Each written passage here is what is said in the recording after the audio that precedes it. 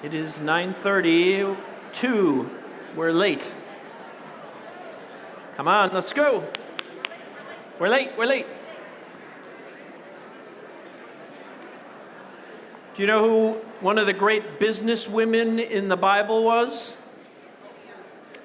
It was the daughter of Pharaoh, because she found a little prophet in the Red Sea or the Nile. All right, it was a bad one, I'm sorry. The critic judges are up here. They have numbers they show me when we do the jokes. All right, at this point, I would like to call upon Stella Ludwig, who is the Synod Council Chair of the Gifts Discernment Committee. Stella is a member at St. Paul Lutheran Church in Dillsburg, and she will bring recommendations from the Synod Council. Stella? Thank you. Bishop Dunlop, Vice President Brinkman, Secretary McKee, voting members, guests, and visitors to the Lower Susquehanna Synod. Good morning. Good morning. On behalf of the Gifts Discernment Committee, I move that Lucinda L. Brinkman be nominated for Synod Vice President. The Gifts Discernment Committee and the Synod Council is presenting only one name for Synod Vice President. The term of Vice President is for 4 years, while the bishop's term is 6 years. So currently, every 12 years, our Synod elects both a bishop and a vice president, two essential positions in our Synod with significant learning curves. This leads to the possibility that a new bishop and a new vice president can be elected at the same time, followed by an extended or a more difficult transition. Our current vice president, Lucinda Brinkman, is willing to accept nomination for a third term with the stipulation that she will resign after 1 year. Our Constitution states that when an officer does not complete their term, the next assembly elects someone to the office for a full term. Therefore, next year, our Synod would elect a vice president for a full 4-year term. Thus, after this, the elections of a bishop and a vice president, if these officers serve full terms, would never occur the same year. The Gifts Discernment Committee is in favor of this plan and therefore is not nominating a second person for this office. Of course, this decision ultimately rests with you, the Assembly. If you disagree with this recommendation, you may nominate someone from the floor for the office of Vice President and elect that person to office. You have the recommendation from the committee that Lucinda L. Brinkman is nominated for Synod Vice President. Are there any additional nominations from the floor?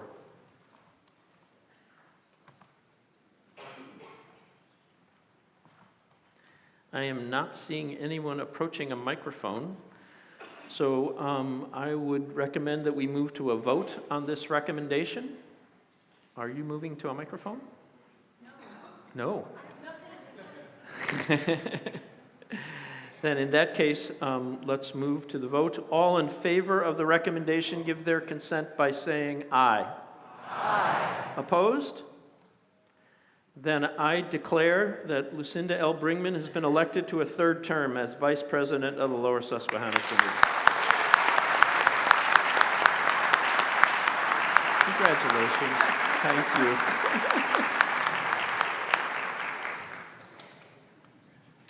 You bring another recommendation? Yes, I do, Bishop. On behalf of the Gifts Discernment Committee, I move that Joyce E. Frem, Nancy J. Martin, and the Reverend Beth A. Schlegel be nominated for Synod Secretary. These biographies for these nominations are found on page 112 and 113 in your Bulletin of Reports. Are there any additional nominations from the floor?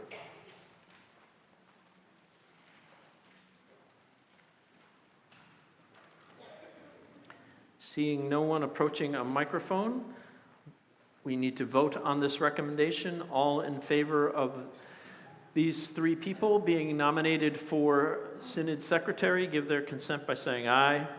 Aye. Opposed? The ayes have it. and they will be on the ballot for Synod Secretary.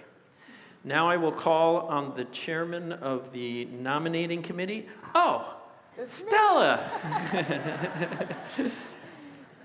I get to stay right here. The following have been nominated for Synod Council clergy: the Reverend Kathleen A. Huell, the Reverend Denise B. Horn, the Reverend Gretchen S. Irian, the Reverend Benjamin S. Erskis, and the Reverend Jack M. Horner. Are there additional nominations for Synod Council clergy?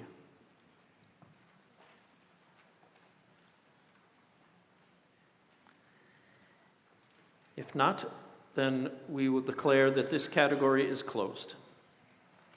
The following have been nominated for Synod Council lay female: Meredith Killian Askey, Shirley McGowan, Gail W. DuPont, M. Jane Wiegand, Deborah K. Barrett. Are there additional nominations from the floor?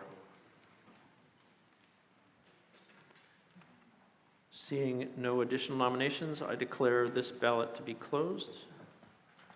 The following have been nominated for Synod Council lay male: Dallas Joseph Barcliffe Jr., Alan Paul Stump. Are there additional nominations for lay male to Synod Council? If not, those nominations are closed. The following have been nominated for Synod Council young adult: Carl A. Sigletis, Daniel P. Pacone. Are there additional nominations for young adult?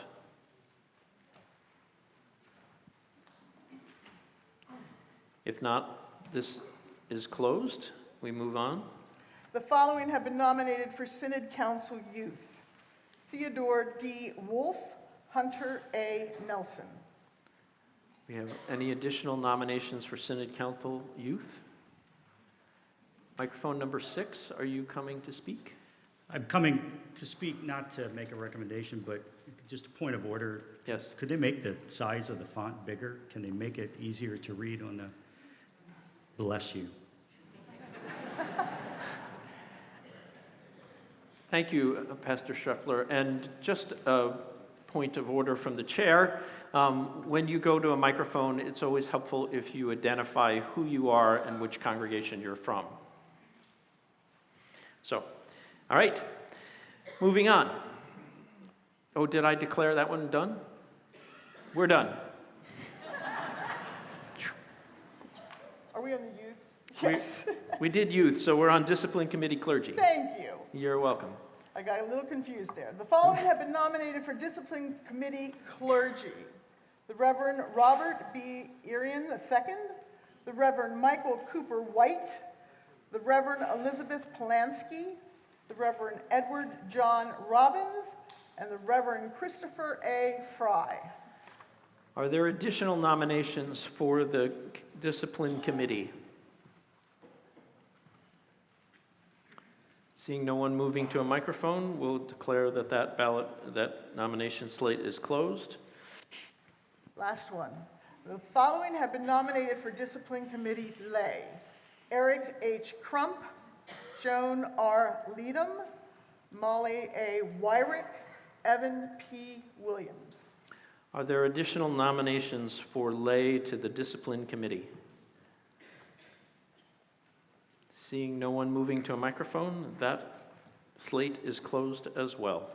Stella, thank you for the fine work that you do. And I know this seemed just like Stella came up and read names, but the committee worked very, very hard over multiple meetings, finding the right people and doing interviews and all of that kind of background work. And so thank you for all the work to the committee. And I want to thank the bishop and especially Secretary Tom McKee. He was an awesome help to me.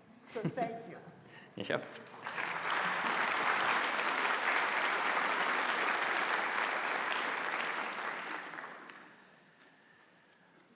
I appointed the following committees for this assembly. There's a committee of reference and council that deals with resolutions, a committee on memorials that deals with memorials to the church, an elections committee, a worship at assembly committee, And all the members of these committees are found in the Who's Who document of your Bulletin of Report, and I will dispense with the reading of all of their names, but I appreciate their work. I just want to do a couple introductions. One of them is to introduce the Reverend Bishop William Gohl, who is the Bishop of Delaware, Maryland Synod, and is seated right here, and is visiting with us today.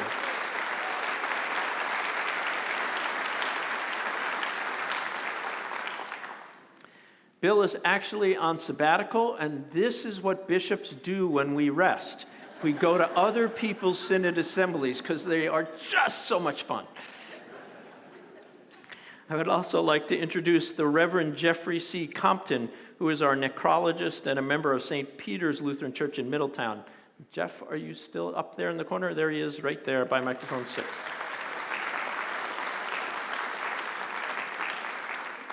I would also like to introduce the Reverend Hans Becklin, who is the pastor of Salem Lutheran Church in Lidditz. Hans, are you here? There he is, right in the middle on the upper deck. Hans is newly ordained, but he has been serving on the ELCA Church Council. Keep in mind, there are congregation councils, there are synod councils, and there is a council for the whole ELCA, and Hans is the Lower Susquehanna Synod person on the church council. And so we are grateful that you are here, both as a pastor, newly ordained, and as a representative from the larger church. So thank you, Hans. I would like to also introduce some of my predecessors who are here. The Reverend Guy S. Edmiston, who is the first bishop of the Lower Susquehanna Synod. Guy is right here.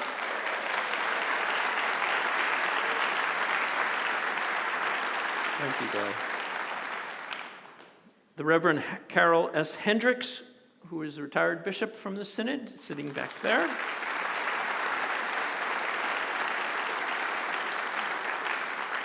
And the Reverend B. Penrose Hoover, retired bishop.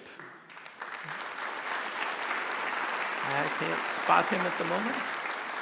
I saw him last night. I don't see him at the moment. He may be out in the hall. And just please keep in your prayers the Bishop Howard J. McCarney, who was the last bishop of the LCA Central Penn Synod and is currently still on our roster of our synod, but was unable to attend. I want to thank the Pages and their work with us, and it has been wonderful, and we appreciate their work.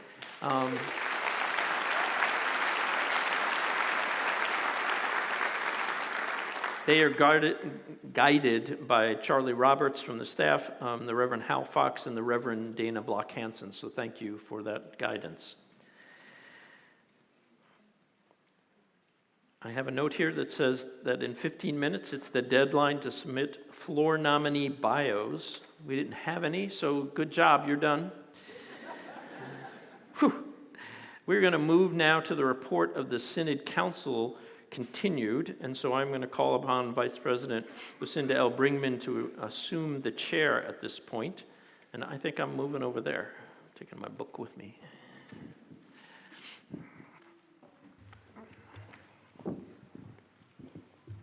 Thank you, Reverend Bishop. We will move to a report of the Mission Support Experiment. It's been explained to you already that our synod is one of 5 synods in a pilot project with the ELCA, which was approved by the ELCA Church Council to try doing mission support in a different way. So instead, we set a percentage, and then instead of sending all of it to the ELCA, we retain some, and we do mission instead of applying for grants and waiting until they're able to evaluate all the grants. We wait until then you get the money. When we see a need, we're able to respond. So we're going to have a report on that. I call on Bishop Dunlop and Director of Mission Interpretation, Deacon Marcia Roscoe. Maybe Bishop Dunlop. I'm ready. She's back up. We're going to need my computer to hit the screens here. There it is. All right. So we're going to talk about the mission support experiment that we are one of 5 synods that are involved in. in our partnership with the ELCA. A little history. In 2015, Bishop Eaton was looking for pilot ideas around mission support and relationship with the churchwide assembly, and 5 synods offered to experiment over a 3-year period. One of the parts of that would be that the DEMs, the Directors of Evangelical Mission, who were employees of the churchwide organization, would become employees of the synod, and it would allow us then to have some more flexibility in staffing. We would agree to take no mission grants from the ELCA, but would rather use the resources we had to do mission granting. And we would reduce our mission support in proportion to those grants that we were giving out. So the Lower Susquehanna Synod was one of the 5 that were participating in this. From 2016 to 2018, we moved into this program. We realized that it was took us a while to transition into it, so we went back to the Synod Council and asked for an extension to 2020, and so we continue to operate under this principle. So what are some of the learnings that we've experienced in the first few years of this? It has allowed us to be much more responsive to new mission ideas and to new work that we're doing in renewing congregations. So we've had the opportunity to respond very quickly to new ideas that have come, particularly from our congregations, and allowed us to respond to those kind of things. It has allowed us, I moved forward and I didn't want to.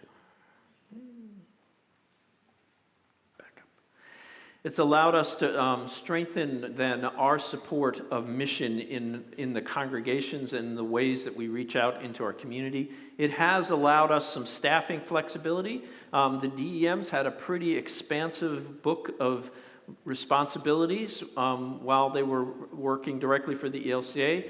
And so Richard Jorgensen was responsible for all renewal of congregations, all new missions, as well as all stewardship initiatives within the Synod. It has allowed us then to spread that through the whole staff of the Synod, and a lot more flexibility and work is being done in those ways. And we can use a broader array of gifts from the people in our Synod. It's also improved some of the trends in our mission support. Our mission support is always, the source of life for the work that we do, and it comes from you, the congregations, and so we are always grateful for your support to us. And what we have seen over the last couple years as we've put more energy into new mission in our congregations, over a 2-year span in the experiment, let me get these numbers in my head. 100 congregations increased their mission support of our 230-some congregations. About 60 held their mission support over that period steady, and only about 70 declined. So we've kind of turned the corner in seeing a decline in mission support, and that has been a great part of the work that we're doing together. It also changed the way we're using our resources. The graph on the left is from 2012, before we started with this work. You can see the mission support to the ELCA, which is the blue piece, is about 44%. Our external partners, things like the seminary, the camps, the campus ministries, colleges, social ministry organizations, about 15%. And about 44% was what I would call supportive congregations, the office working to do the work that we do with you and calling new pastors and caring for congregations. And then that little sliver that came out, 0.97%, less than 1%, was working on new mission and renewing mission in congregations. This is the graph from 2018. Our mission support went down to 29.14%, which is the ELCA saying, hold on to your mission support and use it. We also decreased our support of some of our partners down to 13.9%. And then we also cut down on the staff and the operation of the Synod, including changing our IT and changing out our space down to 38%, so that we could create 18.7% of our budget is now working on renewing congregations and creating new missions. So we've completely changed our focus and our ideas of what it is that we can do in the Synod. This is kind of how it looks in dollars. So you can see 2014, we were about $30,000 of renewing a new mission. And then as we went through the experiment, we ramped up. And in 2018, we spent about $500,000 of your mission support dollars in creating new mission. And the colors in this graph are, there's two things that we use to fund the new mission work. One is the budget itself, that's the blue bar. And then on top of that, we have a Lower Susquehanna Synod Mission Fund, and that has been extra gifts that people have given to us for mission work in the Synod. It's part of the Always Being Made New campaign. And so we have been issuing grants out of that on top of the work we're doing in order to encourage new mission and new renewing congregations. So we are growing missional leaders. Since 2016, we've trained 40 renewal coaches, we've trained 42 lay leaders and 20 rostered leaders in renewal with ULS at the Summer Institute. We equipped 13 leaders through Vibrant Faith University and 18 leaders through the Stevenson School for Ministry. And in 2018, we equipped 20 congregations and 100 people through R3 Generosity. And in 2018-2019, Readiness for Renewal trained 45 leaders in congregational renewal. And the number of persons discerning entrance into candidacy has grown 500%, from 8 to 41.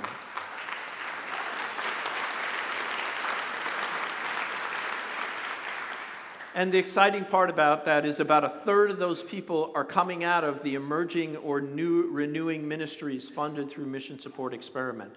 So our focus on mission is beginning to pay off, and it's strengthening leaders. There is no other synod in the ELCA that has this level of training for mission in the synod. Beyond that, we're changing the story of the Lower Susquehanna Synod. We are transforming our approach to God's mission. We're creating brand new stories, and we're building new worship communities, and we're engaging with our neighbors in new ways, and we are a model for the whole church. The whole church right now is re-looking at how they're going to do renewal of congregations, and they've asked Richard Jorgensen to lead that because the work that we're doing with Dave Doward and R3 is becoming a model for what the whole church needs to do to renew congregations. So we are renewing the church, and we are always feeding the hungry.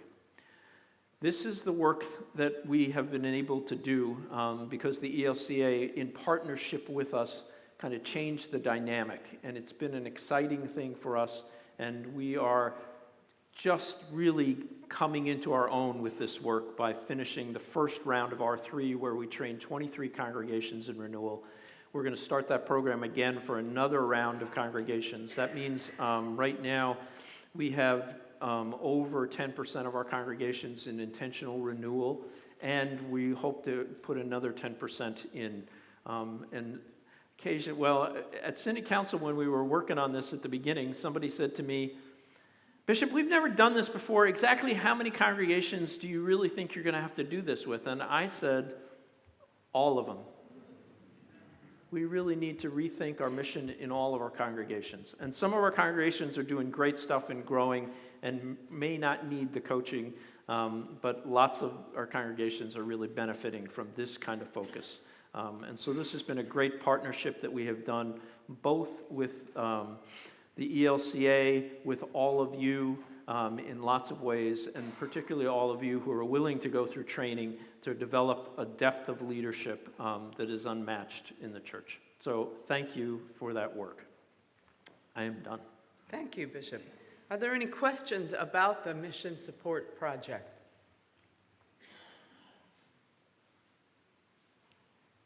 Okay, thank you. We will move then to the next recommendation from the Synod Council, but don't go anywhere, Bishop. We're going to surely have questions for you. I call on Joe Stepanski, the treasurer of our Synod.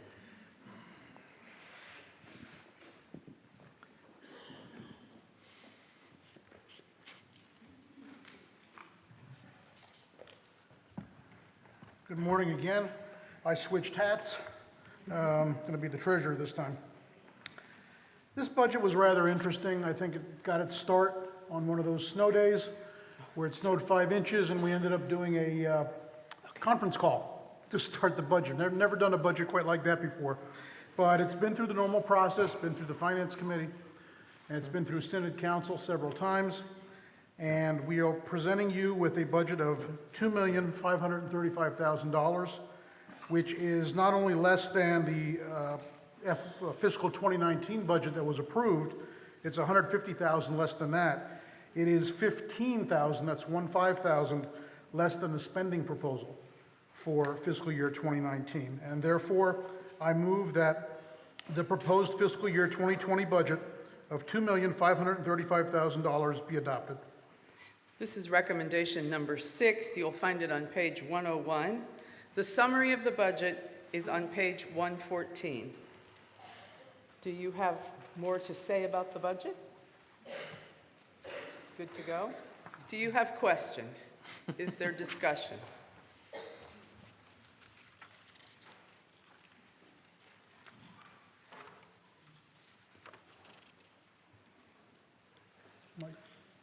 Seeing microphone 3. Steve Herr, Christ Gettysburg. Joe, can you share a little bit more about your anticipated receipts for the coming year, how those relate to previous years, and what impact that may have on any budget allocations that take place in the coming year?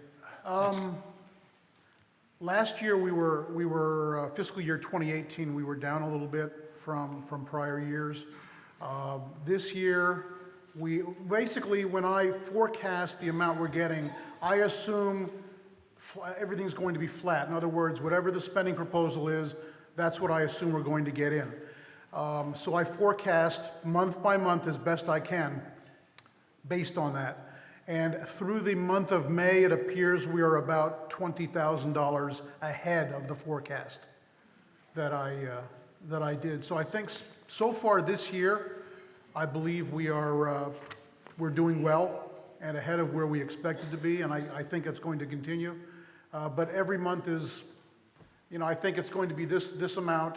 I was off pretty far every month this year, but in the aggregate year to date, I was off by $5,000 through April. And again, now we're about $27,000 over the forecast. So right now, mission support's doing quite well, and I hope that continues. I hope that answered the question. I'm not sure. Yeah. Further questions? Microphone 3. I'm Rachel Johnson from Zion Lutheran Church in Enola. I have a question about the candidacy committee budget. If we are getting more candidates, why did we cut it by $10,000? Ooh, I can answer. Do you want that? Our bishop loves spreadsheets, loves them. He's training all kinds of people in the Synod office who do not love spreadsheets to share his joy. And so some of the detail, we just ask him. Yeah, we didn't actually cut that budget, though it appears that way. Okay. And the reason is one of the sources of dollars that come into the Synod budget is from the legacy fund. There's an endowment that we have. Okay. And part of the endowment is slated for candidacy. And so it's performing well, and because of that, we know that we're going to have an extra $10,000 of resource coming to us. So it looks as if we cut the expense, but what it is actually designated dollars coming into that. So we kept the amount we're spending the same, but we have more resource coming into it. That's Okay. why it looks that way. Thank you. Yep. The Synod Council can annually draw up to 5% of the 3-year year-end total of the average of the total of the legacy fund. Lucinda, I think we have microphone 5. Thank you. Microphone 5. Yes, Rob Myalis, St. Paul and Lidditz. I'm curious, when we look at the yellow zone there, about the roughly 400,000, which Synod staff are currently paid out of that? Because we know this only goes through 2020, and so I'm curious whose position is funded out of that. And also, I just think as a Synod, if we're going to be diverting this significant amount, which basically amounts to 20% of the budget overall, I just would like to know which, again, staff members are on that dole. And to clarify, the yellow is the part that reflects the mission support project. And the answer is all of Richard Jorgensen is in there.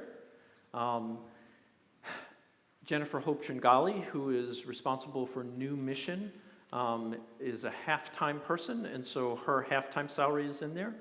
A quarter of Pastor Robert Blezard's salary is in there, which funds the R3 generosity process, because Rob does all of the work with stewardship.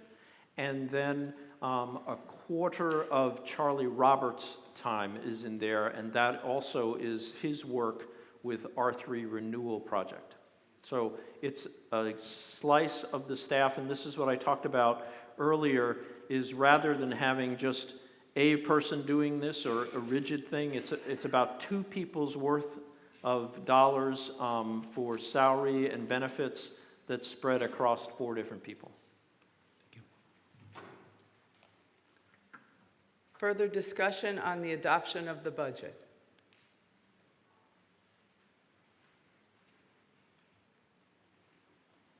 Seeing no one move to a microphone, you seem ready to vote. All in favor of the adoption of the 2020 budget, please say aye. Aye. Opposed, same sign. Thank you, it is adopted. Thank you, Joe. I now call upon Pastor Debbie Mahady, Chair of the Compensation and Benefits Committee. Pastor Mahady is pastor of Christ Filey's Lutheran Church in Dillsburg.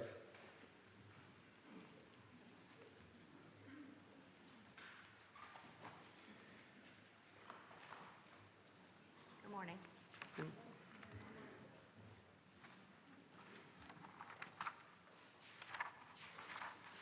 I have to get to You're the going to right find page. the recommendation on page 101 of your Bulletin of Reports. Thank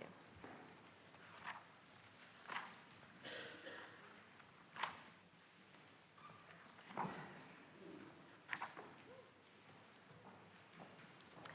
I move recommendation number 7, that the Lower Susquehanna Synod and Assembly adopt the beginning minimum base salary and housing allowance for 2020 of $52,306 for ministers of Word and Sacrament who serve full-time at the time of their ordination, and the beginning minimum base salary for 2020 when housing is provided of $36,388 for ministers of Word and Sacrament who serve full-time at the time of their ordination. There is no second needed on this recommendation as it comes from the Synod Council. You'll recall that our Synod's compensation manual has a worksheet, and you start with the number that you are all going to adopt, or whatever number you choose to adopt for the minimum, and then the worksheet moves from there with various steps when you're calculating a salary.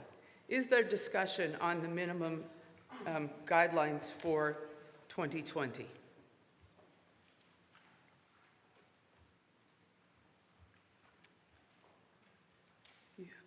Seeing none, all in favor say aye. Aye. Opposed? Thank you, they are adopted. Pastor? I move recommendation number 8, that the Lower Susquehanna Synod and Assembly adopt the beginning minimum salary for 2020 of $44,023 for ministers of Word and Service who serve full-time at the time of their consecration. Again, the recommendation is found on page 101, and it comes from the Synod Council. Is there discussion? Microphone 3. Sister Davia, I'm a Lutheran deaconess, deacon, and I serve as a spiritual director at the dwelling place. I call us out as a synod for perpetuating a classist and historically sexist system of remuneration for our rostered leaders. It's bad enough that some of the members of the diaconal roster are forced by seminaries to seek their own internship, and that upon approval by the church, are often called upon by bishops to find their own first call. Then they are set apart, consecrated or ordained, into a system that holds their gifts as second class, not worthy of equal pay with their partners in ministry. This is not about education or skill. It's not about responsibility. While other synods are equalizing the minimum salary guidelines, we continue to participate in an unjust system. The world sees it, the world hears and learns. It's difficult to authentically say to marginalized people of the world that we are a church hungering for justice when we treat our own so poorly. Thank you. Is there further discussion?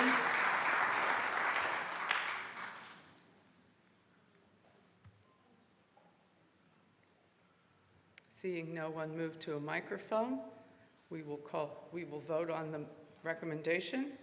All in favor of the recommendation relating to beginning minimum salary for ministers of word and sacrament service for 2020, please say aye.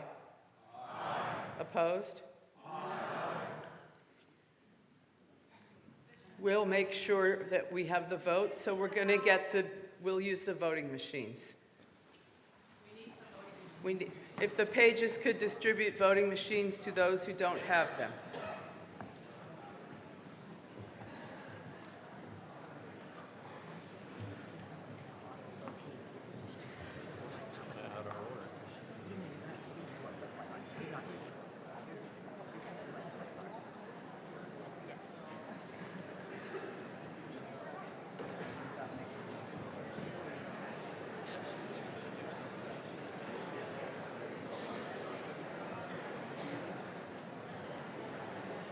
Put your hand up if you don't have a voting machine. There's some here in the center, over to the side.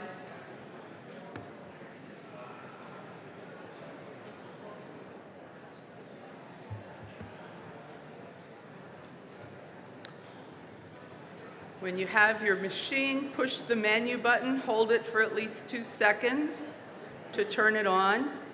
It'll tell you Find Net, and then it should say Quizdom. Some of the machines may have gotten tired while they're waiting in the boxes, so if yours won't come on, just put your hand up and the pages will trade it out for you.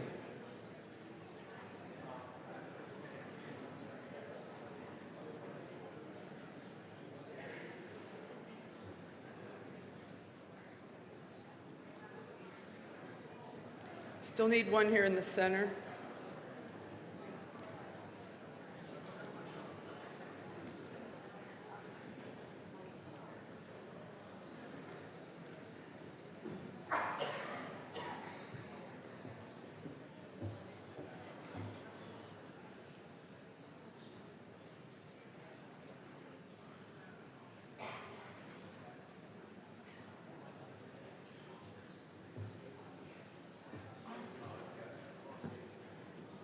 You need a...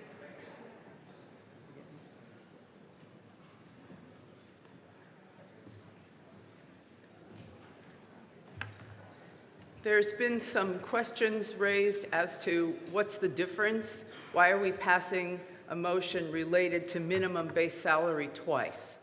The first one is for the roster of word and sacrament. That's for the people who are more commonly called pastors. So the first one that you adopted, recommendation 7, was the minimum base beginning salary for pastors. This is for the roster of ministers of word and service, which are called deacons. This is to set the salary rate for the deacons who serve our synod. Are there any other questions? Or is there anyone without a voting machine that's turned on and says Quizdom? I don't see any hands. Darren, are you ready to go? I'm sorry, yes? Need a voting machine? Microphone 2. I'm Rick Hornberger. I'm the lay voting member of Salem Lutheran Church in Jacobus. My question is, if we vote no, what happens? And you have not adopted a beginning minimum salary for deacons, and it would revert to the 2019 base salary.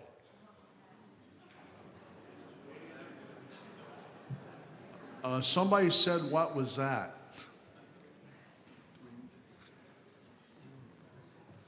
Tom knows the minute book inside out. He'll tell us.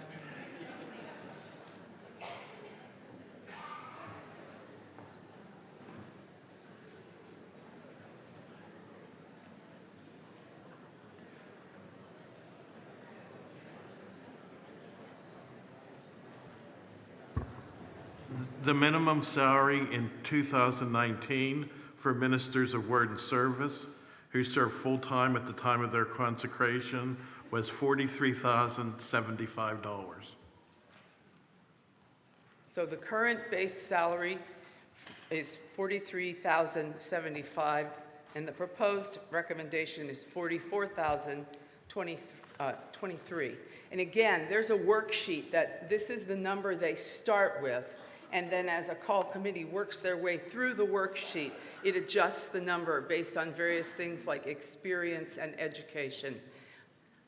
Microphone 3. Reverend Martha Boyd from St. John in Hummelstown. A point of clarification, Lucinda. Would it be such, I know we have to vote on this, but would it be that we could then make a motion that would set the minimum salary for a different rate? We could do that. Thank The motion, the action before the floor is that there was a Right. division of the House.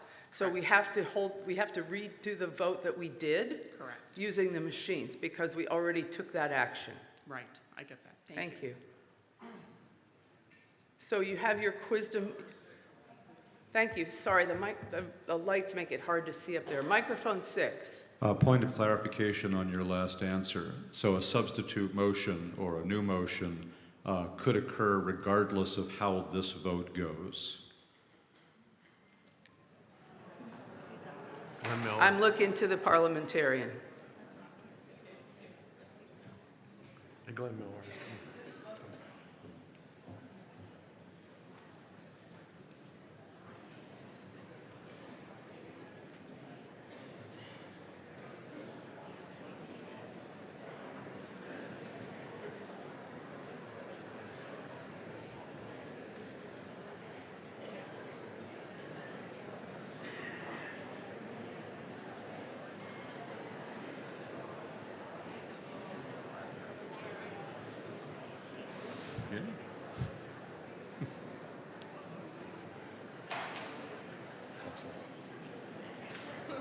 Exactly.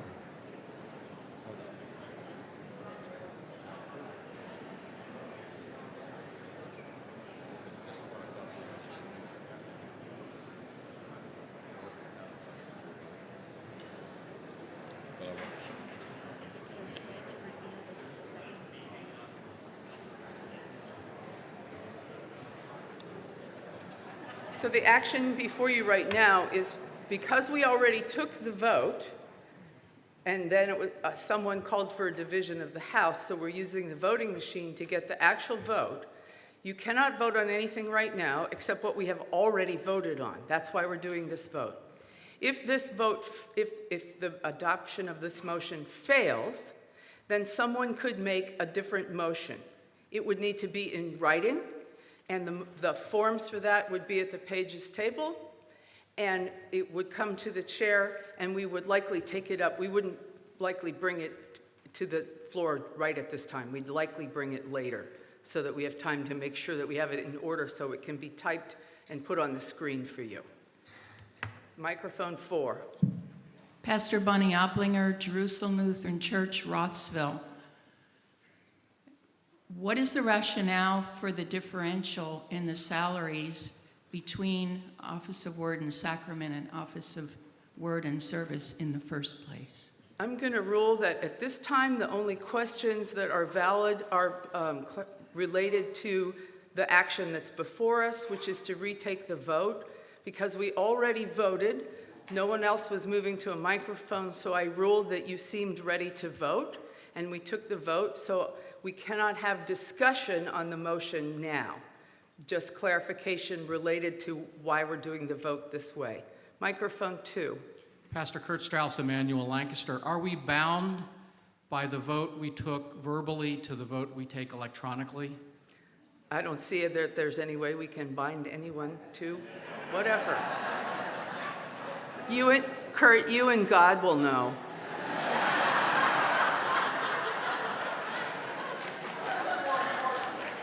Sorry? That's right. All right.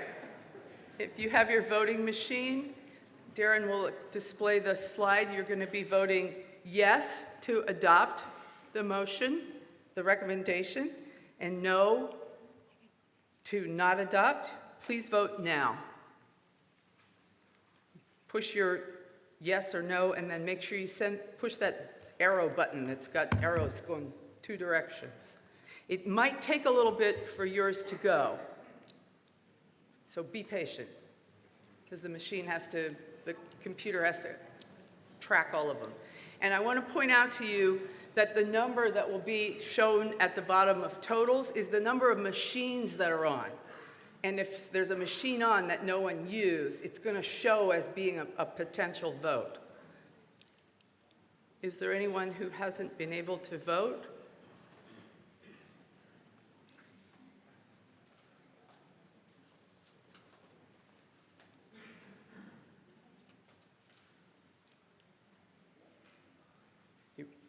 Are we ready? The vote is closed. Please show us the results.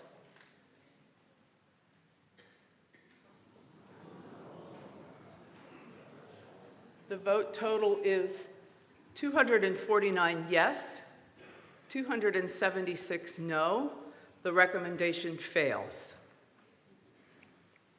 Thank you, Pastor Mahady, and thanks to the members of the Committee on Compensation and Benefits.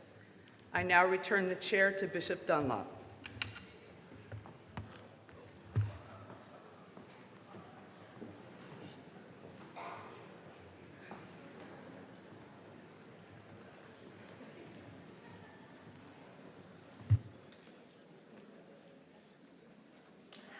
I kind of like that part where you did all that.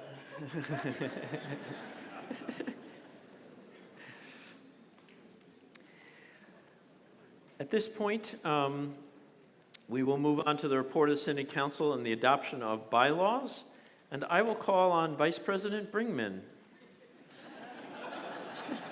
This is kind of like our show, yeah.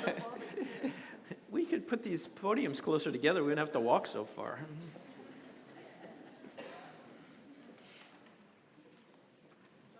Their computer over here. You need it here?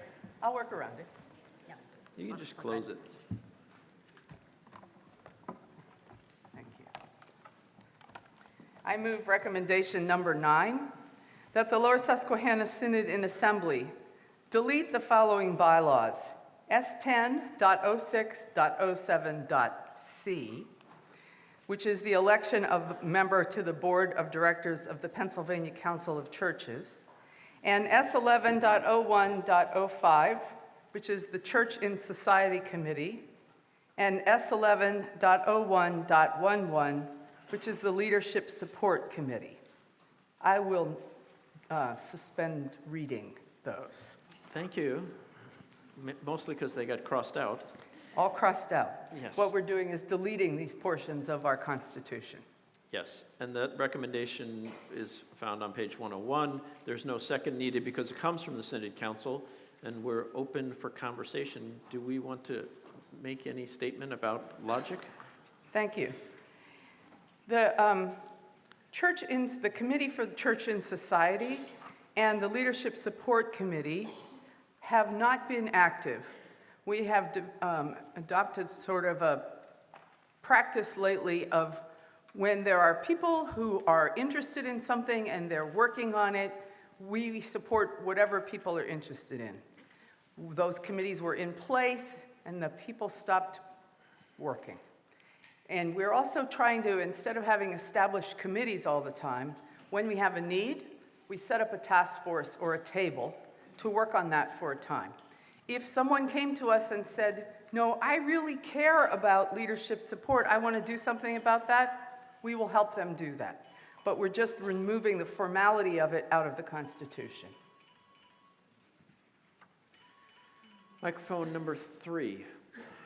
Amy Ruman, Director of Advocacy, ELCA. I am all for eliminating committees that don't work, whether in congregations or synods or anywhere else that they proliferate. I have 2 concerns to raise around the elimination of the church and society, that some of the functions continue to carry on.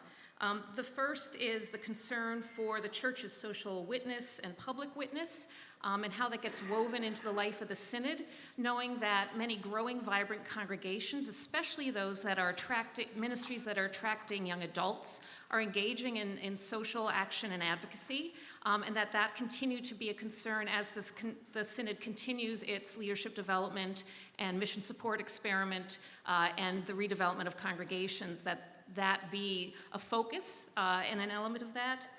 And the other is with the loss of a focus on corporate social responsibility.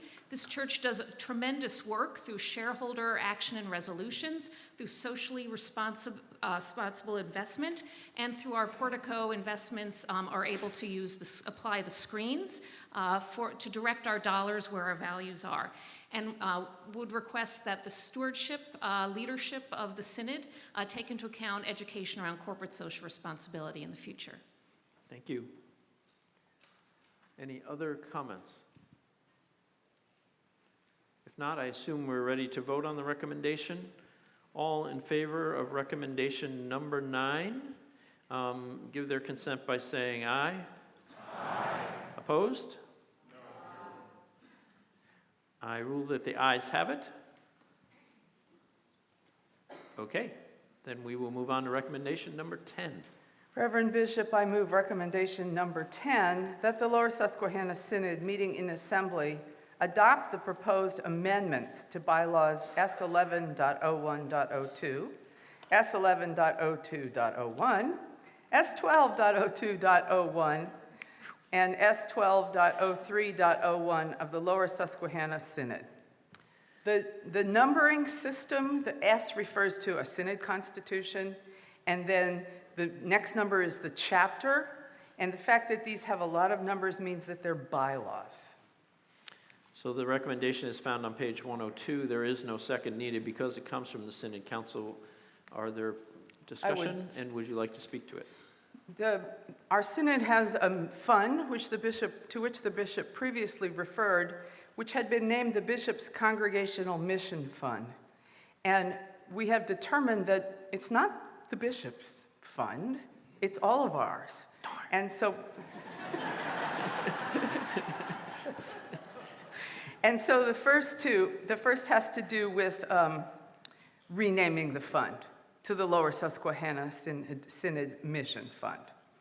The next one has to do with changing the number of people on the consultation committee. The consultation committee members exist when the bishop needs assistance in a matter of consultation. And when the bishop calls a consultation committee, there need to be 5 people, and only having 6 is limiting if someone at that time is unable to serve. So we're increasing the number to 10. S12.02.01 refers to review of the conferences, and you will see if you're looking at it, that bylaw said that we had to figure out how many conferences we were going to have by 1990. So that's been sitting in the Constitution since the Synod was begun, and that we would review those every 6 years. We didn't do so well. We have not reviewed them in quite some time, so we want to change the Constitution to remove the reference to 1990, but task the Synod Council with the responsibility, as previously listed, to review the conferences every 6 years. And given that we adopted our preliminary identification process, you adopted that as part of our Constitution last year, and we previously had a rule that said the conferences needed to meet within 60 days of Synod assembly, but because of the rules in the preliminary process that you have to have this many days to do this, and then you have to have this many days to get the bios back, and they have to be posted 45 days before the assembly. We're backing it up to 90 days in advance for that spring conference assembly. You have the recommendations of the changes of the bylaws. Is there any discussion? Microphone number 5. Brian McClinton, Mount Zion York and Christ in Starview. The bishop's congregational Lower Susquehanna, changing that to the Lower Susquehanna Mission Fund, How would that fund be allocated? Since it would no longer be the bishop's mission fund and goes to Lower Susquehanna, who is in charge of the allocation of the funds? There's Well- oh, go ahead. I'm sorry. You can. The truth of the matter is, we didn't let him do it on his own before. The answer is? There is a committee which receives grant proposals, which has been more formalized as of recently, and that's going to be explained to the entire assembly later. And the committee takes the grant requests and evaluates them. Thank you. Thank you. Microphone number 3. Stephen Herr, Christ Gettysburg. I want to speak to S12-0201 about the conferences. While I realize the removal of 1990 takes a historical moment in time out of the bylaw, it did prescribe the exact year that the council would review the conferences. If that's removed, and that would be 2020, I take it from what the current Constitution says. If that is removed, what is the intention of the council with regards to that, when it would take up that question of reviewing under the change? Thank you. When the Synod Council has discussed this question of conferences, we were aware that 2020 was the year that would be coming if we had been following the every 6 years, and we intend to do it this next year. Okay, thank you.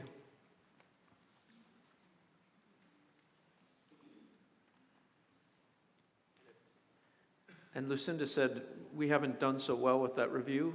The truth is, we've never done that review. Oh, 6, I'm sorry.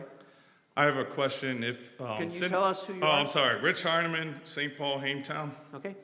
So if Synod Council, while they're reviewing the boundaries for the 12.02.01, what would that process be if they would identify that those boundaries would need to be changed, or the number of conferences in our synod? What would that process look like? Would it come to synod for approval, or how would those steps be determined? The bylaw as written puts the responsibility on the Synod Council. I know that many of you are aware that we were working on conference boundaries this past year. Last November, the Committee of Deans appointed a task force from within the deans to look at the boundaries, and they worked on it through the year.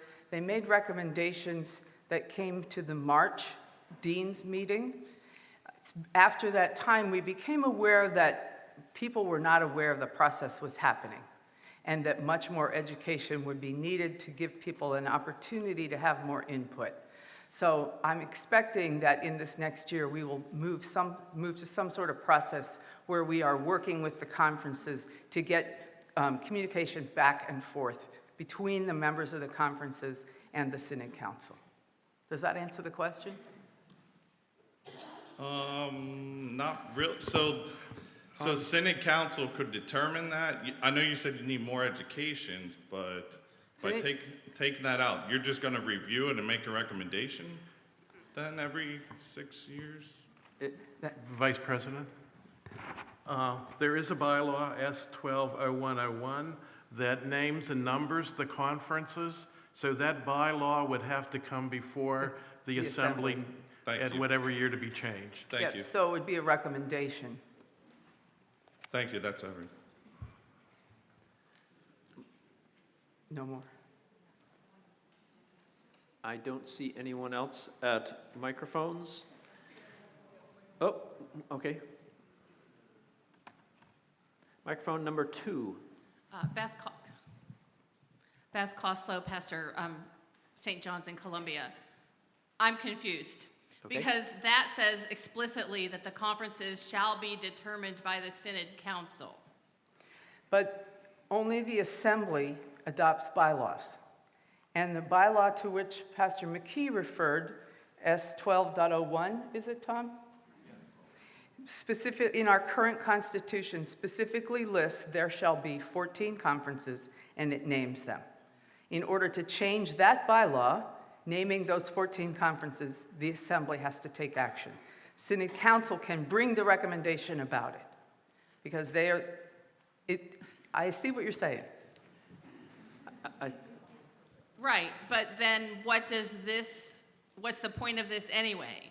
If To it's assign determined by the assembly. It's responsibility to the Synod Council to do the work and the research to bring the recommendation to the assembly. So should it say, instead of determined, recommended by the Synod Council and reviewed every 6 years?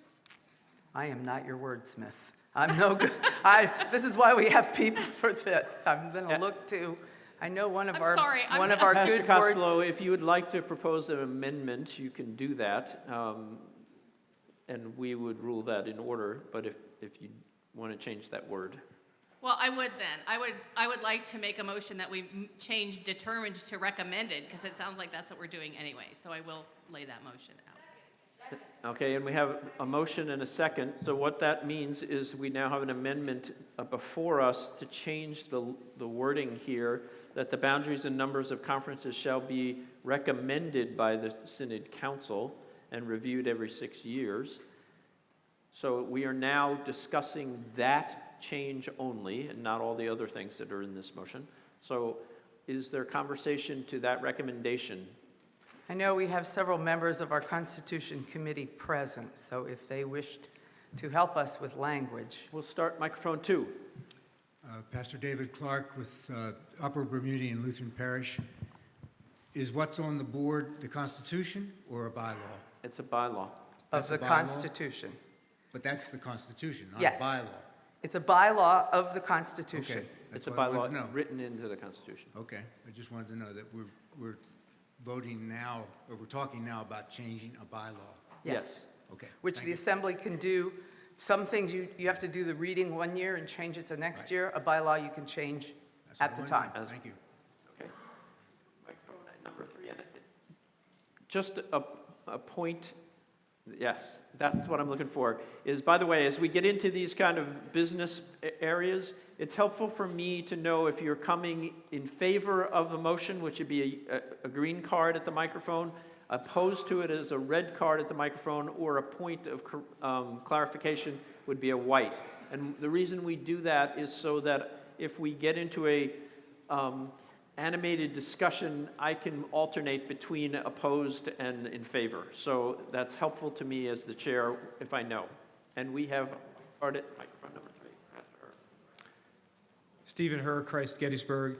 To provide greater clarity, I'd like to propose an amendment to the amendment. Now we're at Assembly. That's right. Exactly. The game is on. And that would be recommend to the Synod Assembly. So it's clear which body the Synod Council is recommending the conference's alignment be.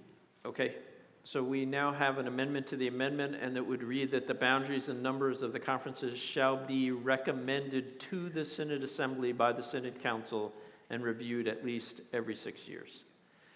You are now speaking to the amendment to the amendment. Okay, so we're not speaking to the recommend, we're speaking to the recommend to the Synod Assembly. Is there any discussion on the amendment to the amendment? I would just like to point out that you can only go too deep. So there cannot be an amendment to the amendment to the amendment, but only an amendment to the amendment. Microphone number 2. Pat Warwick, Epiphany, Harrisburg. I want to speak against both of them and just in favor of the original recommendation. In my mind, it is just... Pat, I'm going to have to rule you out of order. Because? You can only speak to the amendment until I approve the Okay, amendment. then I will speak to the amendment of the amendment. I mean, and that's whether or not we have it or not? It's whether or not we should change the word to recommend to the Synod Assembly.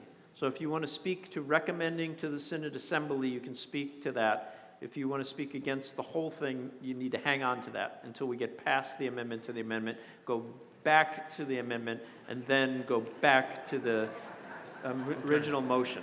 So I'll be back after lunch? Yes. Thank you. This is what we call good order. Is there any more discussion on the amendment to the amendment? Microphone number 5. Stephen Feldman, St. Matthews, Lancaster. speaking against the amendment to the amendment. As I'm reading the proposed language, I believe we have the process backwards. The Synod Council would be reviewing the boundaries and number of congregations every 6 years, and if changes are needed, they would then make recommendations to Synod Assembly. It is wordsmithing, but it seems to me that the flow of the actions by the Synod Council would be more clarified in that regard. Okay, we are kind of, that is speaking against the current amendment to the amendment, hoping for more clarity later.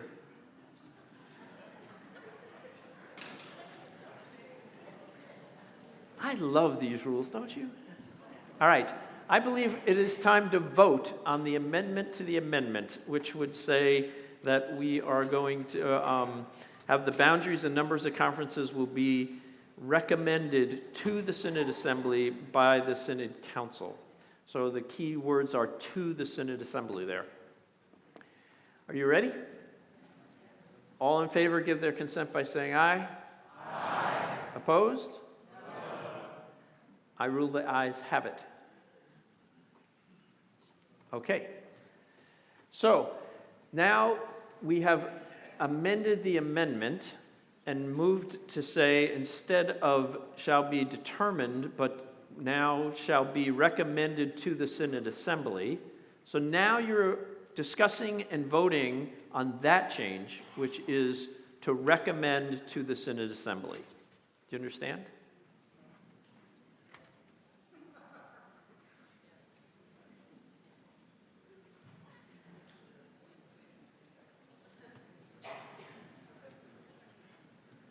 Microphone number 2.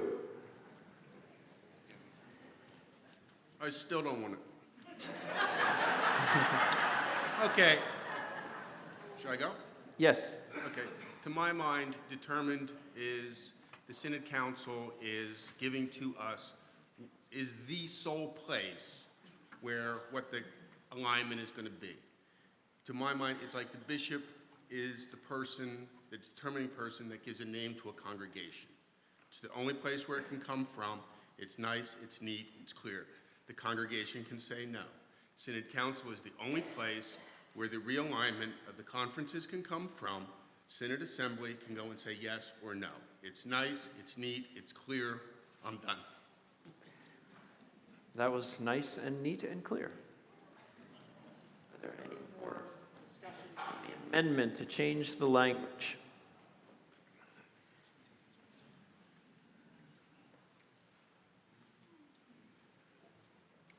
All in favor of changing the language in S1201 to the boundaries and number of conferences shall be recommended to the Synod Assembly by the Synod Council and reviewed at least every 6 years. And it's actually S1202. Oh. .01. Sorry. That would have been wrong in the minutes and the whole thing would have come down. Tom is very careful with the minutes. True. All right, all in favor of this amendment, give the, why don't we do the machines here? Because, you know, it'd be fun for us. So what you are voting on is not all of these changes, but just merely S120201, changing the language in that recommended bylaw. And you can see that on the screen. Please make your selection yes to change the language or no not to change the language.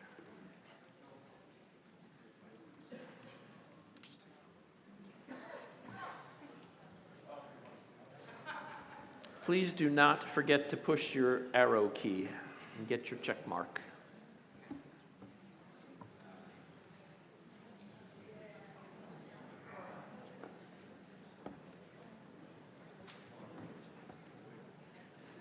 Trouble with their machine or trouble voting?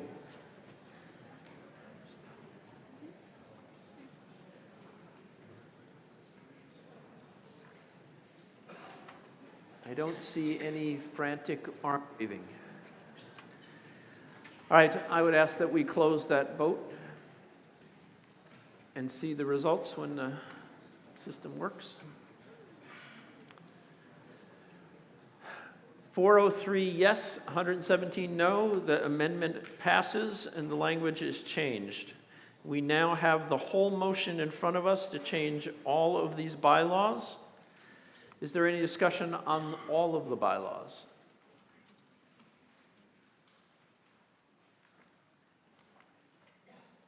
Microphone number 2. Tina Minnick, Salem Lutheran Church in Jacobus. Is it possible for us to just vote on 3 and take the S120201 and vote on that separately? Joe, can I divide this?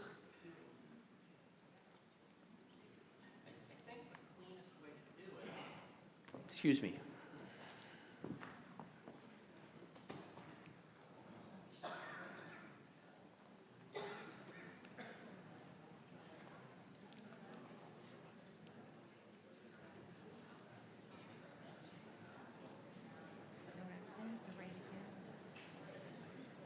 Put it in writing. No?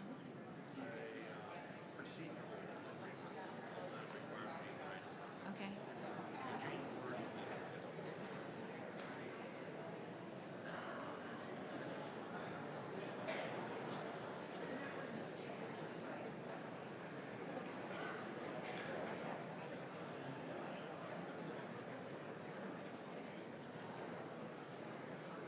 They have to speak.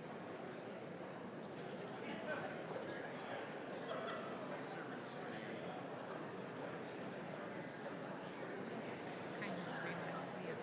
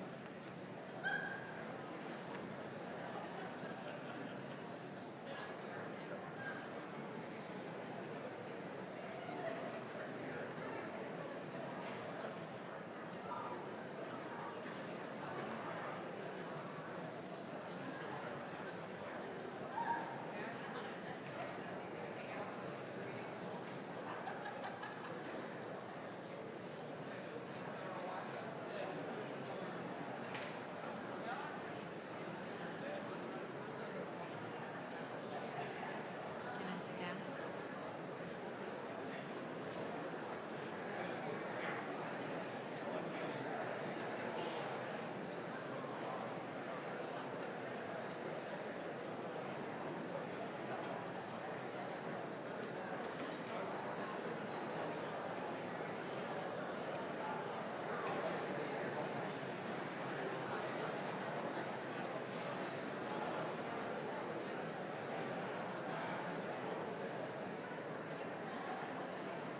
Just couldn't push the button.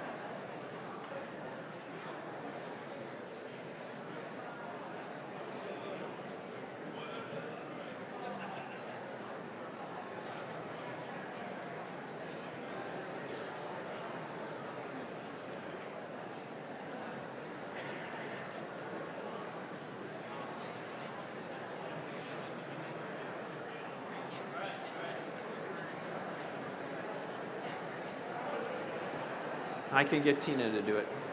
Tina, the way to do this, if you want to do it, is to divide the question. So if you make a motion to divide the question, we would break the bylaws apart and vote on each bylaw separately. Okay, I make the motion to divide the question apart. Okay, we have a motion to divide the question. Is there a second? Second. Okay, so now we are discussing the value of breaking apart this motion into multiple pieces so we can vote on each piece separately. Would you like to speak to that?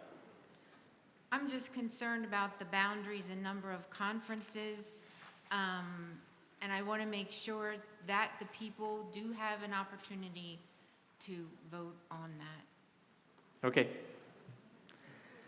Are there other folks that want to speak to dividing the question? 5. I'm speaking in for it.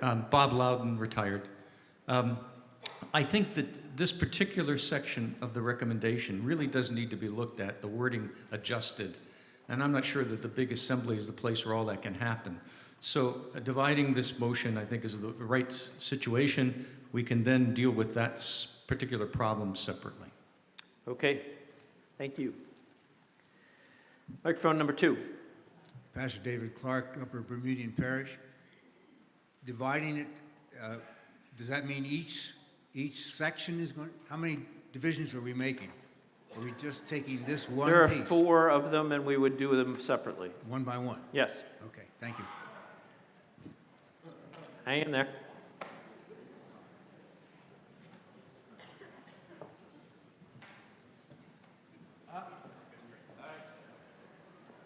A little faux pas, but we'll get over it.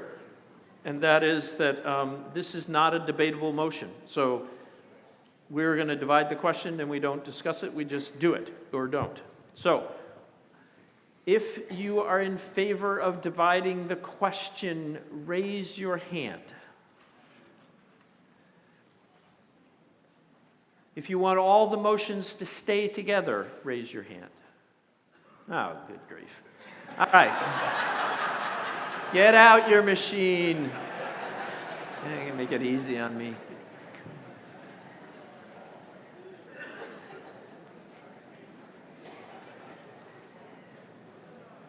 So it's going to be a yes or no button, and you're going to vote yes, you want to divide this into 4 questions, or no, you want to keep the whole thing together.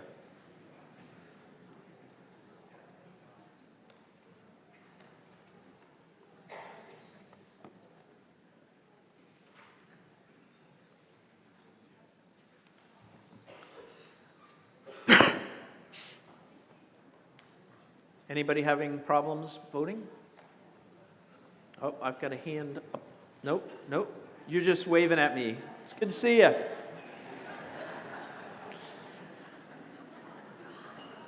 right, we'll close that vote. Could we get the results of dividing the question?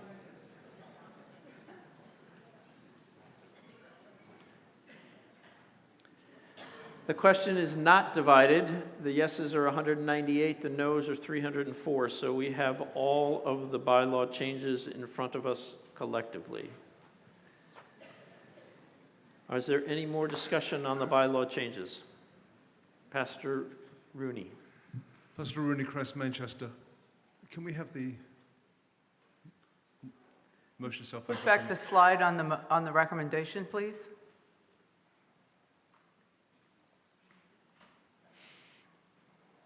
Far be it from me to speak about American language.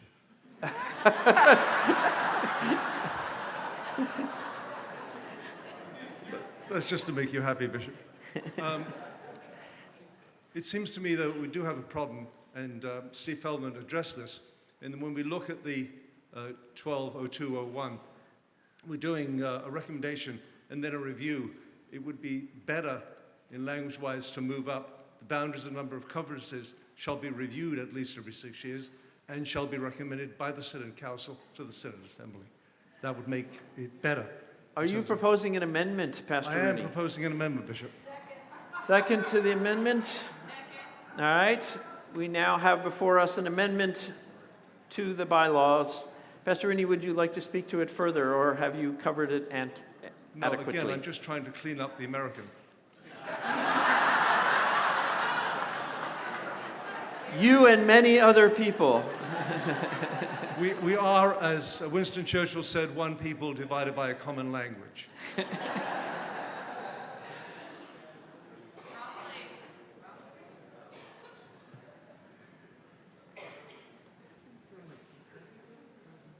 would propose, Bishop, that it read, the boundaries and number of conferences shall be reviewed at least every 6 years and shall be recommended by the Synod Council to the Synod Assembly.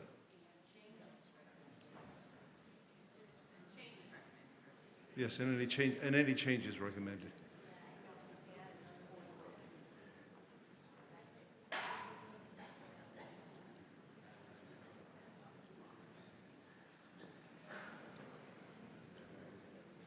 So the boundaries and number of conferences shall be reviewed at least every 6 years, and any changes shall be recommended by the Synod Council to the Synod Assembly. Okay, at this point, I'm going to do something else, and that is I'm just going to call for the order of the day, because we've got some very hard deadlines to do with the other things. So we're going to clean up this language, and we're going to bring it back to you, and we will come back to this moment where Pastor Rooney's amendment is in front of us, and then we'll deal with it. And we'll make sure that Pastor Rooney and the person who's typing get together and get English done in the proper way. Thank you.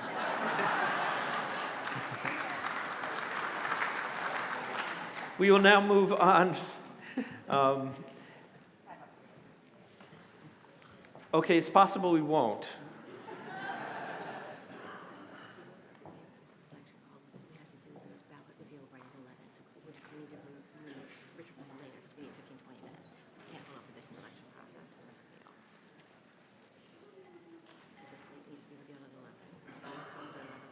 Okay.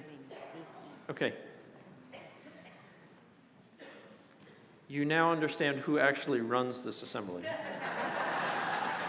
So we are going to deal with Pastor Rooney's motion at the moment because we don't have enough time to insert the piece that we should insert at this moment, and therefore we're going to try to get this done. No, come on!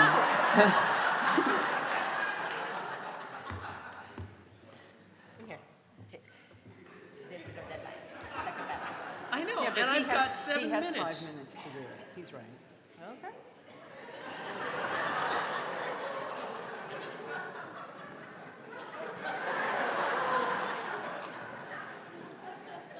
Okay, we are going to deal with Pastor Rooney's motion in 5 minutes, get the bylaws done, and get to what we have to do at 11 o'clock. Okay. You now have in front of you something. The boundaries and numbers of conferences shall be recommended to the Synod Assembly by the Synod Council. Start where the line is. All right, I'm reading the wrong one. The boundaries and numbers of conference shall be reviewed at least every 6 years, and any changes shall be recommended by the Synod Council to the Synod Assembly. Pastor Rooney, how are we doing? We're doing absolutely wonderful, Bishop. Thank you. Might I make one small? Is this an amendment to your amendment, Pastor Rooney?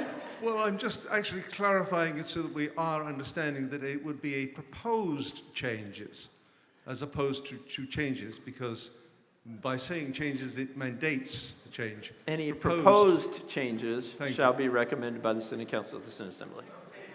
Thank you. Thank you, Bishop. Woo. Would anyone like to speak to the current amendment? Whoa, we're getting a little feisty. Microphone. Microphone number 5. Yeah, sure we would. Okay. I would just ask Pastor Rooney if it would be okay with his amendment to simply move by the Synod Council to reviewed by the Synod Council at least every 6 years, and any proposed changes shall be recommended to the Synod Assembly, because it is the Synod Council that will be doing the review every 6 years. You okay with that? He wants to insert a phrase. Not insert, just move it. There you go. Just move it. The boundary and number of conferences shall be reviewed by the Synod Council at least every 6 years, and any proposed changes shall be recommended to the Synod Assembly. Pastor Rooney, have we gotten the English well? In the spirit of the Assembly, Bishop, I'd say that's a friendly amendment, so we'll go with it.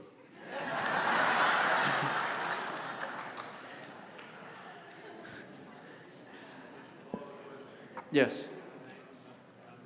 That was Bob Loudon. Yes, sorry. I moved the previous question. I believe that you cannot move the previous question if you have been involved in forming the previous question. My apologies. It's okay. But I don't see anyone moving. Oh, 6. Kathy Soares from Shiloh Lutheran Church. I need a point of information, Yeah. clarification. Okay.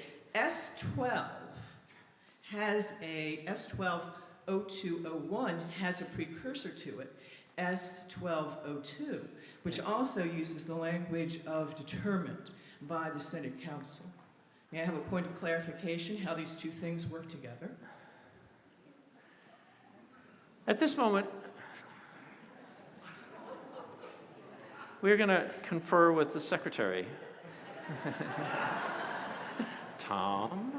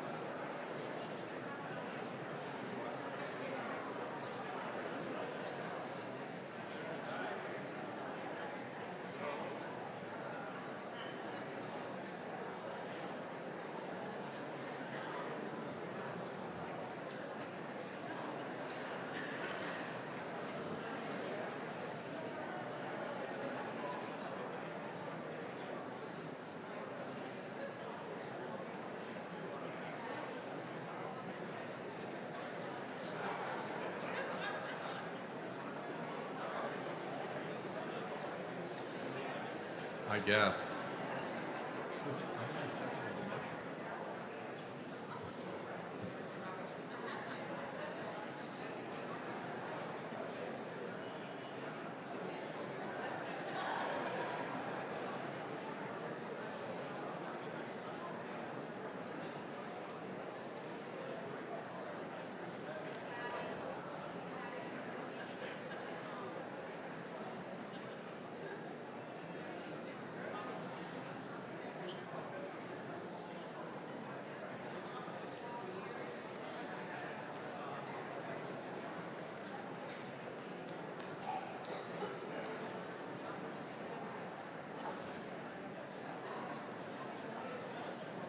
Yes, this should be.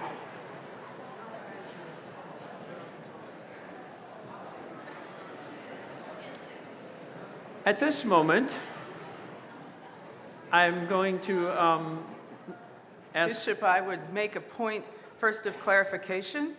The person that pointed it out to us is correct. S1202 supersedes this, and S1202 is a provision of the Constitution and cannot be changed by this body at one meeting. Bishop, I move that we refer this entire matter to the Constitution Committee for discussion and bring it back tomorrow under unfinished business. Is there a second to refer this to the Constitution Committee? Would anyone like to speak to referring this to the Constitution? Now, you're going to make somebody who wants to talk about it not feel good about that. Microphone 5. Dan Bringman, St. James, Gettysburg. I don't think the original motion was ever seconded. It comes from the Constitution, from Synod It came Council. from Synod Council, so it didn't need, the original motion to change all the bylaws didn't need a second. Even with the amendment? Yeah. Thank you. Yep. Okay, so we are now on a motion to refer, microphone 5. I move the previous question. May I do that? Yes, which means now that we have cut off debate, we're going to vote on cutting off debate. And I need a second to cut off debate. Feisty group.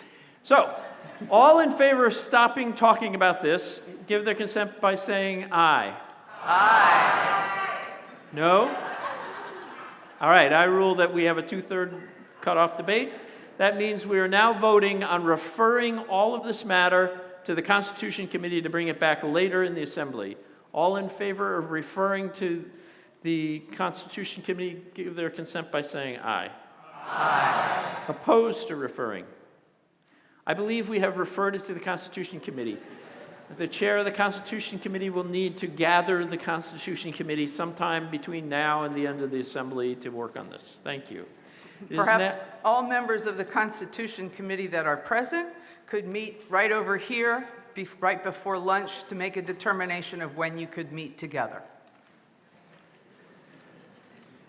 Okay, we now are at a point where we need to return to the bishop's election, and so I would ask Deacon Rothmeyer to come forward, and I will relinquish the chair, and we will get the names for the second ballot.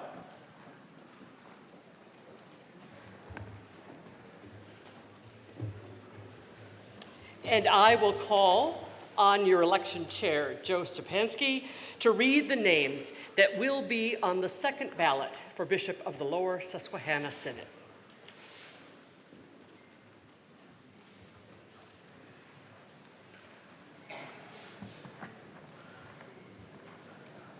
The following names will be on the second ballot for bishop: the Reverend James S. Dunlop, the Reverend Stephen R. Herr, the Reverend Lisa M. Labor, the Reverend Timothy A. Menser, the Reverend Joel S. Folkemer, the Reverend Matthew B. Best, the Reverend Brian A. McClinton, the Reverend Dana Blau Hansen, the Reverend Beth A. Schlegel, the Reverend Brian A. Beery, the Reverend Joseph A. Dinella II, the Reverend Benjamin S. Erskis, the Reverend Larry G. Hummer, the Reverend Robert G. Moore. I ask that this Synod Assembly prayerfully consider these nominees and engage in conversation with other voting members during the break. And I announce that we are now on break until 11:30, at which time we will promptly at 11:30 begin the balloting process for ballot number 2.